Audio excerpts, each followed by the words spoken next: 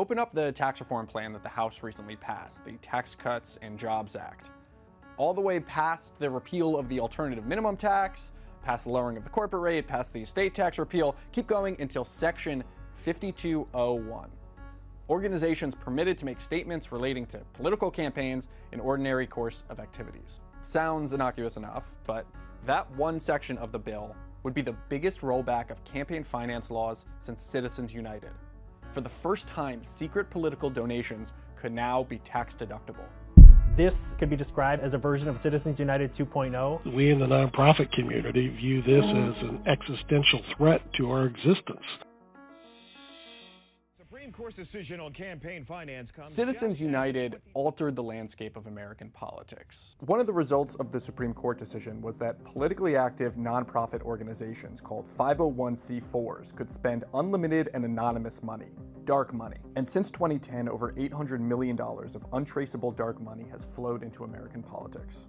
Now in 2017, some Republicans have their sights on a rule in the tax code called the Johnson Amendment. Rolling back the Johnson Amendment goes a step further. That dark money would now be essentially subsidized by the federal government. The Joint Committee on Taxation estimates that the rule change would cost taxpayers $2.1 billion over 10 years. It will incentivize people to make political donations in exchange for tax-deductible write-offs.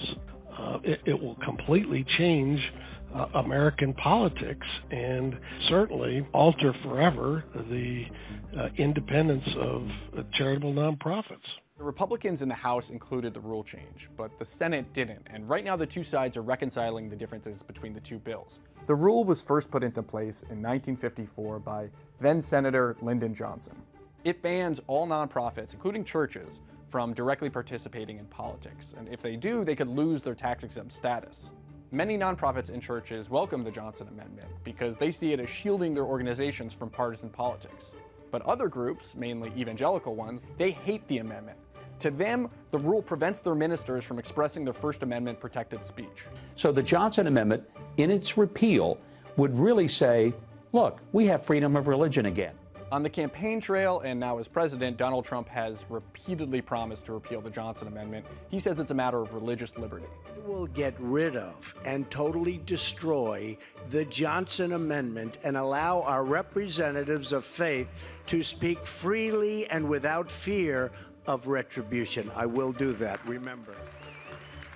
So when people talk about the Johnson Amendment, it's usually framed in the context of religion. It has nothing to do with money being expended on political campaigns. This is about speech. It's about allowing pastors, other religious leaders and organizations to speak freely. Initially, the first House bill only would have freed up churches to enter the political sphere. But once the bill got to the committee, this congressman, Representative Kevin Brady of Texas, added in an amendment that changed that language from church to organization. Now, any nonprofit would be free to enter politics.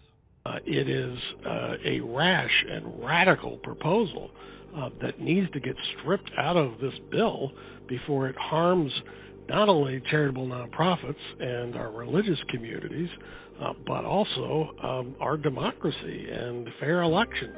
Diving into the language of the plan, we can see that it has two sections. First, it allows nonprofits to participate in political campaigns, quote, made in the ordinary course of the organization's regular and customary activities.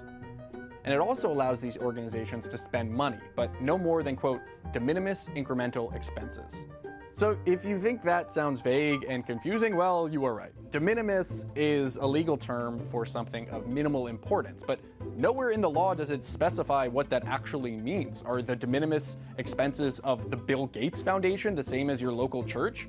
Will the IRS be going through the books of every single nonprofit? And could a donor contribute to a nonprofit with an explicit quid pro quo understanding that the group would have to support a specific candidate or cause? As we've seen with the IRS's handling of the explosion in dark money in the last several years, the IRS has neither the capacity nor the interest in policing political activity by nonprofit. That I would expect that many charities and churches who want to engage in politics, who want to offer donors a tax deduction for dark money political activity, are going to exploit every ambiguity in the law with the expectation that the IRS is not going to crack down on them for pushing the legal envelope.